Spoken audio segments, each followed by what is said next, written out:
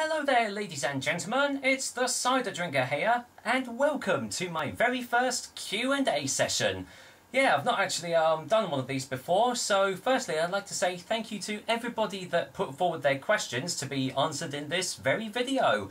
To all you guys that didn't manage to get your question put forward in time or anything like that, don't worry, I'm sure I will do another Q&A session in the near future, so do watch out this, well, watch this space, basically. So yeah, this is going to be completely unscripted and everything. I've got the questions noted down here, but yeah, this is completely unscripted, so, well, we'll see how it goes. Naturally, me being the cider drinker, I've got an old bottle of Thatcher's Gold on standby, so I'm going to crack this open, and you know what? Why don't you go and grab a drink as well and join me in, well, just chilling out, relaxing, and, well, just having a good time. And hopefully, if you are watching this and you put forward your question, I hope that I can actually answer it for you. Although, to be honest, I'm not a professor of knowledge or anything, so you never know. So, cheers, guys, and here's to the Q&A. Tasty stuff. Right, let's get this ball rolling, shall we? So, let's have a look. First question is from Action Chan on Twitter, who asks, what is the oddest cider you have ever drunk? So, kind of an interesting question to start off with here, and to be honest, the word oddest, it doesn't necessarily mean the worst. So, I mean, I've had some really shockingly bad tasting ciders in my time, but it doesn't mean that, you know, they're odd or anything, they just taste absolutely terrible. However, there are a couple of odd tasting ciders I've tried, some good, some bad. One of them being Anning's Pear and Mint, which sounds absolutely awful, you know, on paper, but it was actually one of the nicest mixed fruit ciders I have ever tasted. So if you do see it, then do go and check it out, because it was absolutely amazing. In fact, check my review out on it, because, well, I bloody loved it, basically. But the one cider that actually stands out as having the strangest taste so far easily goes to Barnstormer Black. I think for the review I said the word weird about 20 odd times because I couldn't really think of any other way to describe it, really. It's a bit like watching, you know, trying to describe the film The Room. I don't know if you guys have ever heard of it. It's a cult. It's got a cult following, starring, directed by, produced by, set designed by a guy called Tommy Wiseau. And to describe The Room to someone who hasn't seen it is a bit like describing the taste of Barnstormer Black. It can't be done unless someone's actually tried it or tasted it for themselves. So if you come across Barnstormer Black, then see if you can have a better chance of actually describing what the taste actually is, because to this day, I really don't know. So, thank you, Action Chan, for the question, and yeah, hopefully I answered that one for you. Right, on to the next question, which is from Mighty Mikey on Twitter, who asks, how many of your 5 a day is in a pint of cider? Well, I think this is kind of a hotly debated topic online, actually, because it can't really be answered per se. There isn't a definitive answer saying, yes, this is how many of your 5 a day is in a pint of cider.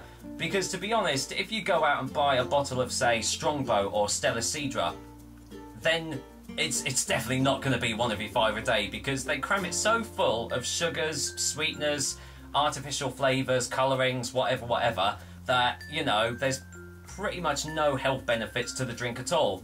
However, on the other side, and I've seen this debated online as well, within the real cider community, is that with pure 100% real cider, which is basically 100% apple juice, fermented apple juice, and nothing else, then they say, you know, an apple a day keeps the doctor away. Well, if you think about it, up to, if not more than, 30 apples normally go into making up just 1 pint of cider. So if 1 apple is supposed to be beneficial to you, then imagine the benefits of having 30 apples all into 1 glass with no artificial anything at all. So, in my personal opinion, a pint of real cider must surely contribute to, like, one of your 5 a day. I mean, I'm sure there'll be people out there that will you know, say that I'm wrong and everything, but to be honest, as I've said, you know, if 1 apple is considered like 1 of your 5 a day, then 30 apples, my goodness, what are the health benefits for that? As for the industrially made ciders, then no, they're most definitely not 1 of your 5 a day. And if you do consider them 1 of your 5 a day, then you probably consider Jaffa Cakes 1 of your 5 a day because they have orange in them. It's pretty much the same thing. So, well, there we go. Cheers, Mighty Mikey, for the question. Here's Evan, I answered it. Right. Who is next? Who's next? Strangely enough, and I know this sounds a bit odd, but my girlfriend actually had a question for me. Grace Lovett14 on Twitter asks, if you could only do 3 more cider reviews in your lifetime, which ciders would you review and why? Well, that is a really, really tricky question for me because there are so many more ciders out there that I really, really want to review. So I can't narrow it down to 3 specific ciders per se, but I can generalize it into 3 separate categories because there are 3 certain types of ciders which I've not tried yet that I really, really want to. The first one being ice ciders, which are very specific in certain parts of the world, obviously very cold places. Canada is one of the most prolific, prolificent? Oh, I can't even say that right. Prolificent? Ignore my ramblings. Yeah, but basically Canada is pretty much well known for their ice ciders, and strangely enough here in the UK there is a certain cider company, I think it's actually Dragon Orchard or Once Upon a Tree, who actually make ice cider in the UK, and the techniques for making it are so much more different to producing like normal like real ciders, but the taste is supposed to be absolutely phenomenal. And really the reason that I haven't done one yet is because the bottles are usually quite pricey. I mean, I think it's for a 330ml bottle, it's about 15 quid, because they are so, you know, the chance of like harvesting an ice cider is like very, very slim because you've only got a short time period to do it, as far as I'm aware. So that's one of the types of cider I want to do. The second one is cider brandy, and again, the reason I've not done a cider brandy is because of the price. In fact, it's even more expensive than ice cider, but I really would love to try cider brandy just to basically say that I've done it. I mean, you never know, I might do it for a special review later on, you know, in the future or something. And the third type of cider that I really, really want to try is, strangely enough, I want to try American hard cider, because I've not tried an American hard cider yet, and to be honest, there aren't many places where you can actually get hard ciders in the UK. The reason that the USA calls it hard cider is because they actually call apple juice cider, and they call actual cider hard cider, most of the time anyway. But yeah, it's kind of like, you know, craft beer. Well, this is more like their craft cider. So yeah, those are the 3 types of ciders that I'd really, really love to try, and you never know, in the future I might actually get around to doing it. So cheers, Grace Lovett14, for the question. Alright, we're moving on to some YouTube questions now. So we've got one from Chris the Cider Guy, who has actually asked a triple-barreled question here. He has asked me, if I could make any type of fruit cider, which fruit would you pick, why, and what would you call the cider? Blimey heck, what a question to ask. I'm very picky with my fruit ciders, as you could probably tell from my cider reviews that I've done before. I do like some of them, but others are usually just overly sweet and just generally, you know, well, they're just far too sweet and sickly, and, you know, they don't really give that, you know, taste sensation that they, you know, describe on the bottle. However, if I was to make a particular fruit cider, strangely enough, I'd probably go for something like a mango or something sharp, a sharp sort of fruit, because you can get apple and mango drinks, like juices and everything, so why not make it into a cider? It seems that they do go quite well. I think mangoes are quite, you know, depending on the ripeness of them, they can be quite a sharp fruit. And I think, seeing as most of the other fruit ciders out there use sweeter fruits like strawberries and raspberries and things like that, it might just give a different sort of edge to the drink. I mean, you never know, there might actually be a mango cider out there. I know you can get like mango fruit beer, which I actually had at Chapel Beer Festival, which was actually bloody lovely.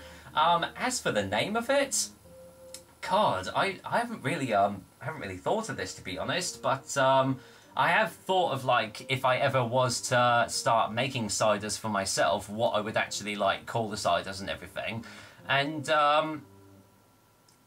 I don't know. I've always been a big fan of, like, mythology, especially like Greek or Roman mythology. So I don't know. I try and find something that kind of infuses both, like, you know, like apples and everything, and something like to do with like the Greek gods and everything, or the Roman gods.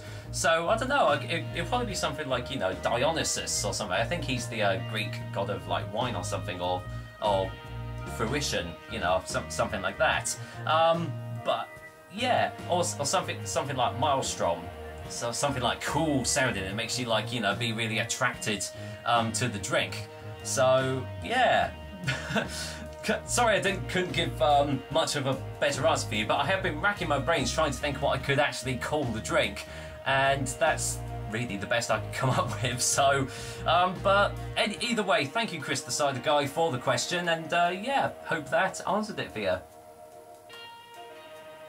And strangely enough, just to add on to it, I said previously I've had a pear and mint cider, or that pear cider, so it'd be interesting to see what apple and mint taste like together, so that might be another thing to look out for. So there we go. So we move on to our final person from YouTube. I hope I pronounced your surname right, and I apologise if I don't. Ed Gein has asked, he's actually asked 3 separate questions here, so I'll do one after the other, but he's first asked, what is your favourite cider? And this gets asked quite a lot, actually, so I'm hoping that this will put the question to bed once and for all, because my opinion still hasn't changed as of this recording, but you never know, there's still plenty more ciders out there to try. But so far, my favourite cider to drink, and indeed my favourite cider company, is Gwotkin Yarlington Mill. I still have not yet tasted anything quite like it. It might just be a single variety cider, but it was just so full of flavour and so full of taste that I was just absolutely blown away by it. In fact, it not only hit the top of my favourite ciders list, but it also warranted the first ever 9.5 out of 10 and the Cider Drinker seal of approval. So that's how much I really, really like it. And funnily enough, Beers of Europe actually have it on their website, on their shop right now. So it's only £2.09 for a bottle, so you know, I would highly suggest you go out and buy it and try it, because for that price it is going to be definitely well worth it. So what his next question is, if you were to pick any cider to like just relax and chill with in an evening, what would it be? Well, I've kind of answered that question already, because as you can see, I'm tucking into a nice old bottle of Thatcher's Gold here, which is going down an absolute treat. But if I can't get a hold of that, then I would probably get a Weston's Vintage, or like a Henry Weston's Medium Dry. I'm also, and I know this sounds weird, but I also quite like Gamer's Oldie English and Scrumpy Jack. For the prices that you can only get them for, they are very good sessionable ciders, and in my personal opinion, they don't taste like absolute rubbish. I can easily pick up Oldie English for like £4 for 4 cans. So, you know, £1 a can is, you know, definitely well worth it. And as I've said, they don't taste absolutely abhorrent like some of the other cheap can ciders you can get out there. So there we go. And the final question is kind of not, well, it's not cider related at all. He's asked, what are your favourite games, and have you ever considered doing a gaming channel, as I feel this would pull in more views? Well, it's actually funny you say that, because my channel was predominantly, in fact it was exclusively, gaming videos. Back when I started I think I started the channel in 2006, and it was exclusively gaming videos. But there's a couple of reasons why I actually stopped doing them. The first reason is because, well, basically my camera was shit. There was no other way of saying it. There was other YouTube people out there that were using capture cards and everything to pull the game directly from the TV, whereas I was using a crappy digital camera, and the interference and the noise and everything was just absolutely terrible, even if I touched it up a little bit.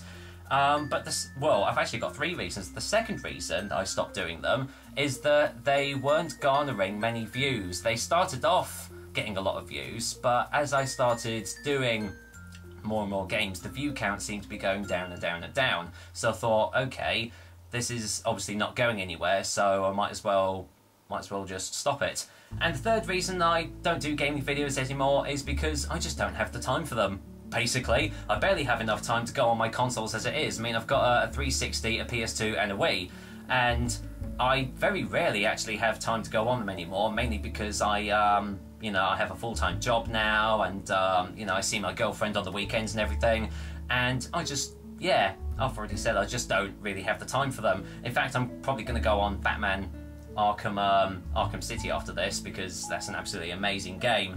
And speaking of favourite games, I've already said Batman Arkham City is just absolutely amazing. I've got it on the 360, but some other favourites of mine, I absolutely loved Fallout 3. It was so good. I clocked in hundreds and hundreds of hours on it, and yeah, it was just absolutely amazing. But I'll show you a little guilty pleasure of mine, actually. Bear with me for a second. Right, this is a little guilty pleasure of mine, but I really, really love this game. It's Earth Defense Force 2017, and the camera's not really picking it up at all. But, yeah, this is just one of those games that you can kind of like just pick up and play whenever you want. It's just one of those, you just basically go around and massacre hundreds and thousands of like ants and robots and like flying saucers and stuff. So it's really good B-movie stuff. So if you see it, I mean, you can get it pretty cheap on the 360. So if you do see it, I would highly, highly recommend it. But the final game that I absolutely love, and I've just put over 200 hours in, if not more, is Dark Souls. My God, what an amazing game. People say it's too hard, but it's only hard if you don't know what's coming. I mean, I died constantly, but, you know, it didn't stop me from enjoying the game, and now that I've actually gone through the whole campaign and I know what everything is, it's actually a really, really enjoyable game. I've not yet got Dark Souls 2 yet, but that is definitely on the cards as well. So, there we go. That is the Cider Drinkers Q&A session. Once again, thank you to everyone that contributed their questions for this video. I really, really appreciate it. And as I said, I hope I actually answered your questions for you. So until next time, I will be back with, well, a cider review, as I always do. So until then, I am going to go and finish me off this glass of Thatcher's Gold, and I'm going to pop on Batman Arkham City. So take care, guys, and I'll see you on the next Cider Drinker review. Until next time.